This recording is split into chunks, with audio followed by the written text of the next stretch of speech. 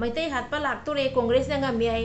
nafi masu set na malai taba kuki noi na hai bado video sa na jengan ge adugo pau khum birake congress kare bako khoi de lakani adu kan noi na to kakani kambro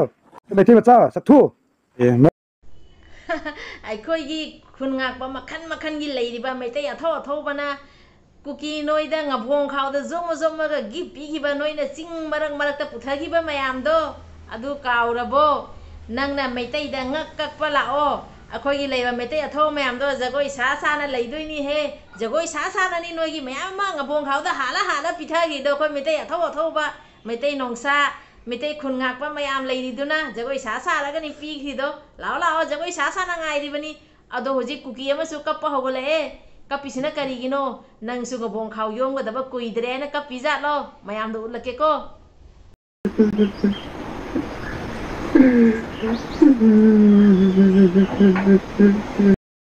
mòn chỉ chuyện chân này này vào hơi boy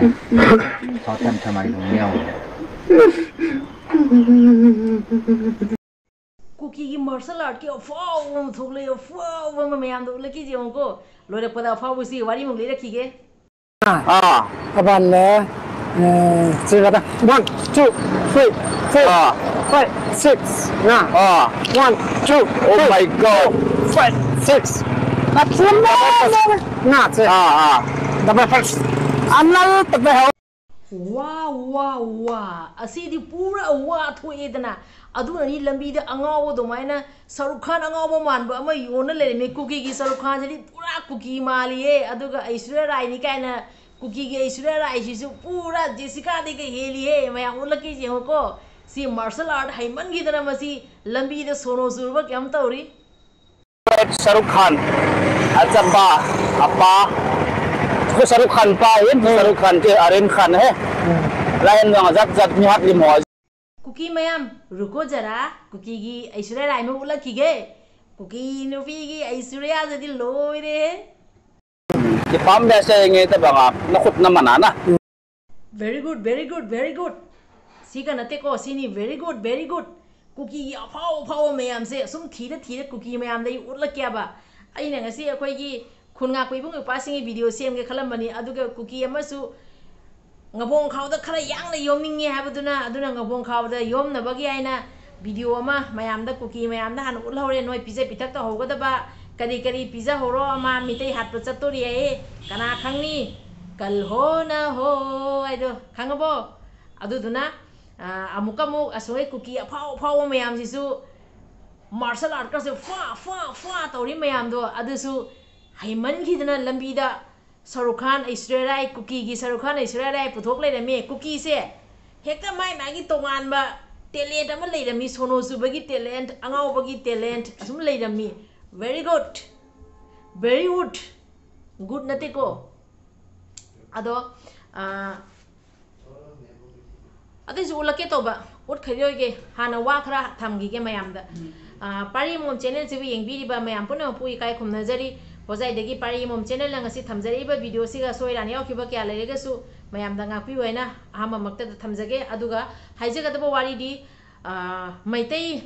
ngarang gi video da su meetei ni pa ma aduga meetei pangan gi su lai comment ado hujiki kuki ni pa sana congress na ngame meetei hat ke hairak pase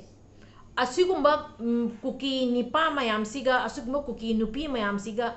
aikoina comment tauba khangde aikoina video ama semba khangde aduga noina haka sariba noina na thwai chaiba noina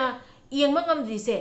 kuki gi paisa saru na taurira natra kuki ga noiga kari mari leina bagino noina kuki gi video semako kanda noina asugyamna nuaita ba phauri se kari gino namitto paliba namitto fazana munna sengdo ga pau singdo tawaba meitei athouba mayamna ngarang na hantasu nong marakta raincoat sudadana konjalaga rangna yomna leiba akhoi meitei khunga pa ibung ipa mayamdo udra noidi nayumduga nasana sagi family ga tora nungai na leiramngani aba aduga meitei ibung ipa mayamna ngasi noigi akhoi gi ni haina awa ana marakta nong marakta saba thakpa phangdagegi lafu khara sa mafam marang khangdana kyani gi matungda sak saba awana mayam marakta leise asugumba kuki minai gumbana landarakpadagi ngasi leirei bise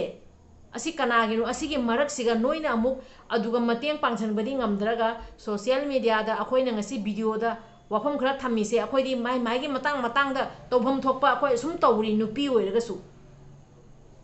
aduga noina social media da akoina khara khak thamiba comment kuki da akoina ngangba sei base kuki na akoida ngangpa gi akoina du reply pi bane ba ado akoida aingonda bad comment torba meetei ni pa amani do noidani kuki nanga ka aga hatpa lake haibado khangaba nangi imungi mising do adugani nanga ka aga hatpa lake haibado adugadi nang kari phawgani adugadi mafam sing du ko changchala yengu ngasi sahi ama helaktana sahi ani asigai siga athoba mayam ama yumduna aduki mating wari bano magi sara tana sari ba adugi nipado kukina hatok pi hrabane ba manipa masaduna ekhoigi maitei tamakta khungakpa chatpa maitei tamakta ni haina ngasi thuubadagi thawaina pontha oikhne imungduna ngasi chara helaga leiriaba aduna mathong maram sadaba adugumba gyan watpagi thabakto tawbirakanu aina haijagadabdi hoi matang matam sana bet comment tawbirau akhoina video thangalakpa matamda soiba lebado aduga bet comment tawbirau aba aduga takpira uaba ai mamang video khudinga soija soira yaro so takpira uwa soira yaro so ngakpi wan aduga kuki da ngangba kanda dide kuki da akoina ngangba kanda kuki da akoina ngangi base moi ga khoge yengnaru radiko akoina ngangi base karisu nate kuki na meitei da ngangi ba lonchop myam da noi ta da bro kuki na meitei da tawri ba otpa nei ba myam se noi ta da bro u da bro ngasi su ngarang na han su nong mai kap tha ba lepte kuki na adu noi uda bro aduna tawnaroi se meitei aba meitei se apun boina letmina si aduga meitei pangani chinau khana masu nungsiba thawna api repa video comment to birai aduga meitei pangan amani khangnasu jamna negative comment to rei adu tawroi si meitei pangan se di hai uraga di akhoi meitei ge chinau ni meitei ningon masa ni adu di meitei ningon masa amagi thawna karino meitei ningon masa amna kari tawgani abado adu do khangwa ba akhoi meitei pangan inaw amana Abdullah aina Chochanpurda ibdo pakhang wai firan thet kani haiba adugma mitei pangan masado adung bai thongna do thouaba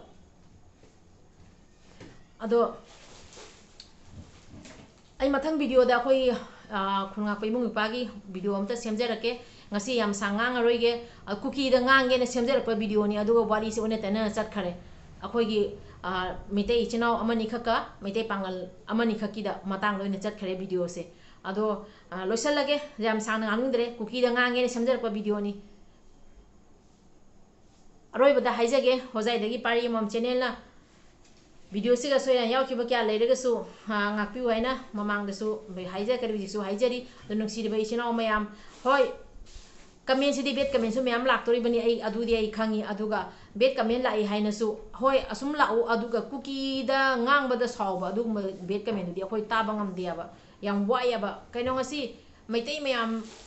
nong marakta ching marakta saba thakpa khangdana arambai khangde leiriba khungakpa khangde meitei nongsa khangde akhoi lamya leiriba lamyan ba khangde leiriba meitei ima maira pai bi khangde lambi sorokta jarektana leiriba awaba mayam da kaisum khangda bagi type ta kuki da ngamba kan da sawbu da tobira kanwa ba hojik haiba sidi khatang tani adu loisal lage ibdo pakhang wana yai phare kanglei pakna yai phare sum wari se puthorapadi sauning ba nungai ta bam poe tawriba mato mong mayam do ningjanga mafam da sablu bada leihoriba mayam do ningjanga I nungai dakte ado hojik se 18 jun ju jawrae nungai ta bai bu nungai ta bagi nungai ta banga tani losen jarege ibdo pakhang wana yai phare kanglei pakna yai phare